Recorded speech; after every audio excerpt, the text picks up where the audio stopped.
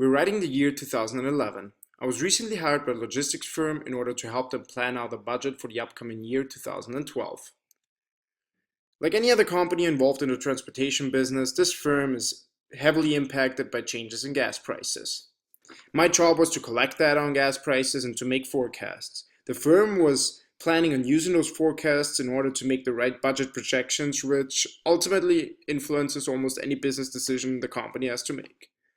I started out with collecting data over 26 years from 86 to 2011, and I mapped it out here for you, and you can observe a rapid increase in prices starting in about 2003, 2002.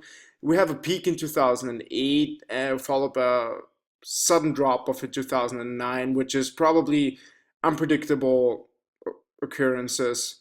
I also included a regression line in this graph, and it becomes obvious right away that I wouldn't have been able to use a regression model in order to make a one-year prediction, because in this case the model does not resemble the actual values at all. Another thing I knew right away was that I did not have to worry about seasonality affecting my data, because I was only concerned about the average gas price over years. So I tried some smoothing methods, and I started out with moving averages over 3, 6, and 9 years. And here you can see the more years I take into consideration, the more the smoother the models get. After that, I tried weighted moving averages of 3 and 6 years, and both models are more responsive to changes in prices, and this is because more weight and more importance is put on recent occurrences in the data. After that, I tried exponential smoothing methods of alpha at 0.1, 0.3, 0.5, and 0.8, and here you can see that the responsiveness of the model increases as alpha increases, and you can see at the bottom in orange the model where alpha is only 0.1 and it's very smooth, and that all the way at the top is the most responsive model where alpha is 0.8.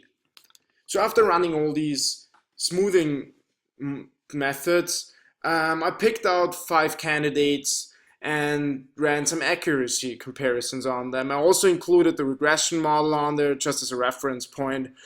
And I picked out the exponential smoothing methods of 0.8 and 0.5. Then I picked the 6-year weighted average, the 3-year weighted average, and the 3-year moving average. And I ran error measurements on that. And one thing that sticks out right away is the tracking signal values, because they're very high and could make my predictions possibly suspect. On the other hand, looking at all the other values, they're very good, suggesting that I could use any of these models as a final model.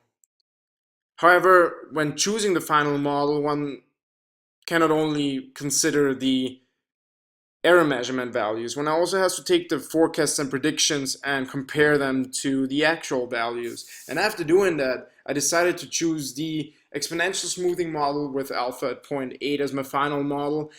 And I did this because not only did it have the best results in error measurement values, but also it came closest to the actual values. And this is because alpha is very high at 0.8.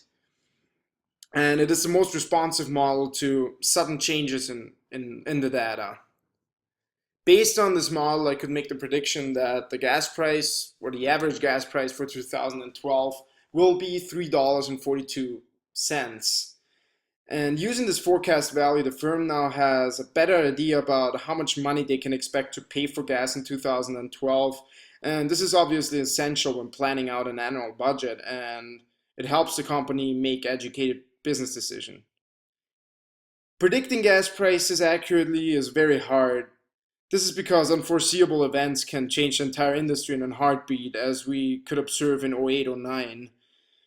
Undoubtedly, there's always risk taken involved when including predicted gas prices in budget proposals. However, at the end of the day, businesses, and therefore also logistic businesses, have to have budget projections. Therefore, using a model like mine that responds quickly to changes in gas prices is the best way to go. Thank you.